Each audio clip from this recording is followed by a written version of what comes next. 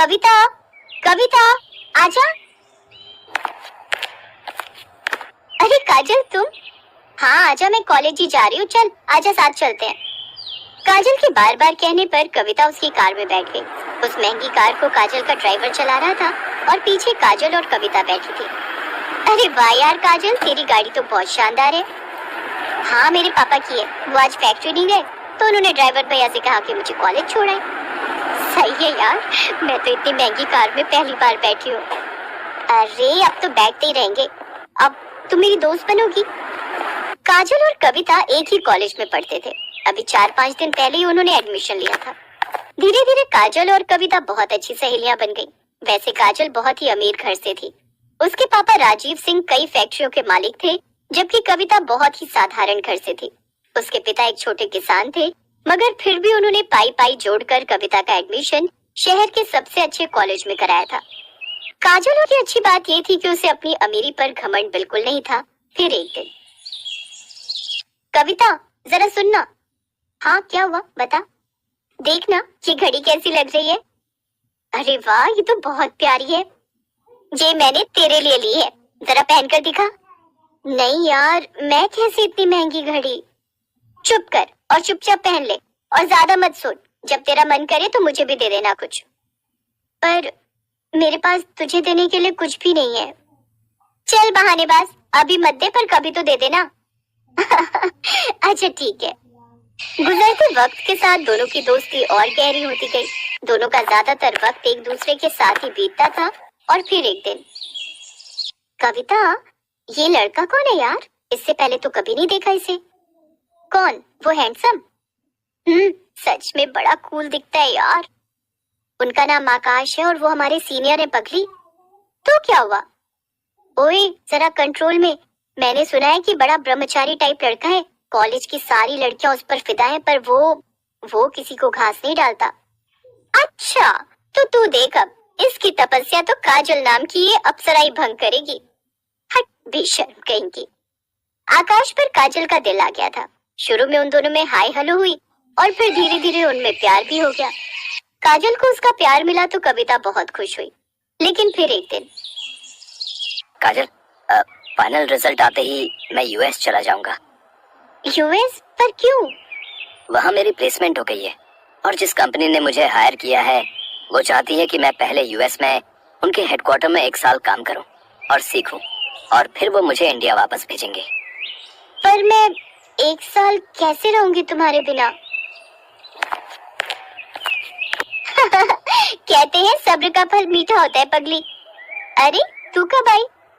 जब तुम दोनों आशिकी फरमा रहे थे। सुन, जाने दे आकाश को। वो वहाँ नहीं जाएंगे तो जॉब कैसे लेंगे? क्यों, मैंने सही कहा ना? बिल्कुल सही। काजल बस 1 साल दे दे मुझे, फिर मैं तुम्हारे पापा से तुम्हारा हाथ मांगने आऊंगा। ठीक 1 महीने बाद आकाश काजल से विदा लेकर विदेश चला गया। काजल उसे याद करती और हसीन सपने बुनती, लेकिन होनी को तो कुछ और ही मंजूर था। अचानक काजल ने कॉलेज आना बंद कर दिया। उसका फोन भी बंद आ रहा था। कविता को उसकी चिंता होने लगी तो एक दिन वो काजल के घर ही पहुंच गई। वहाँ उसका सामना काजल के पिता राजीव सिंह से हुआ। कौन हो तुम और क्या चाहिए? जी मैं वो काजल की दोस्त हूँ। उसे कुछ नोट्स देने आई थी। नोट्स? उनकी कोई जरूरत नहीं है, अब हो गई काजल की पढ़ाई। पर अभी कैसे? अभी तो लास्ट सेमेस्टर बाकी है ना अंकल। कह दिया ना तो कह दिया, चली जाओ यहाँ से और दोबारा कभी मत आना। कविता को कुछ समझ नहीं आ रहा था। वो उदास होकर वहाँ से जाने लगी, लेकिन घर के बाहर निकलते ही उसकी तरफ एक कागज की बॉल गिरी। कविता ने उस कागज को खोलकर देखा तो लिखावट काजल की थी। मुझे बचा ली कविता, प्लीज। कविता को समझ आ गया था कि कुछ तो गड़बड़ जरूर है, लेकिन उस वक्त वो चुपचाप वहाँ से चली गई। फिर अगले दिन एक औरत घूंघट ओढ़े और हाथ में झाड़ू लिए काजल के घर में दाखिल हुई। किसी ने उसे अंदर आने से नहीं रोका। असल में घूंघट के अंदर कविता थी, जो काजल के घर में काम करने वाली बाई बनकर आई थी। घर में आते ही उसने काजल को ढूंढना शुरू कर दिया और जैसे तैसे वो काजल के कमरे तक पहुंची गई। लेकिन कमरे का नजारा देखकर कविता हैरान रह गई। काजल का मुंह और हाथ पैर बंधे हुए थे। काजल, ये सब क्या है? किसने किया ये? कविता तू आ गई, भगवान का शुक्र है। कविता, मेरे पापा ने मेरा सौदा कर दिया है। तू तो जानती है ना कि मैं और आकाश एक दूसरे से कितना प्यार करते हैं, पर मेरे पापा अपने बिजनेस पार्टनर से मेरी शादी कराना चाहते हैं। वो 55 साल का बुढ़ा है। उसने अपनी पहली पत्नी को मार दिया था और वो मुझे भी मार देगा। हैं? पर तेरे पापा वो ऐसा कैसे कर सकते हैं तेरे साथ?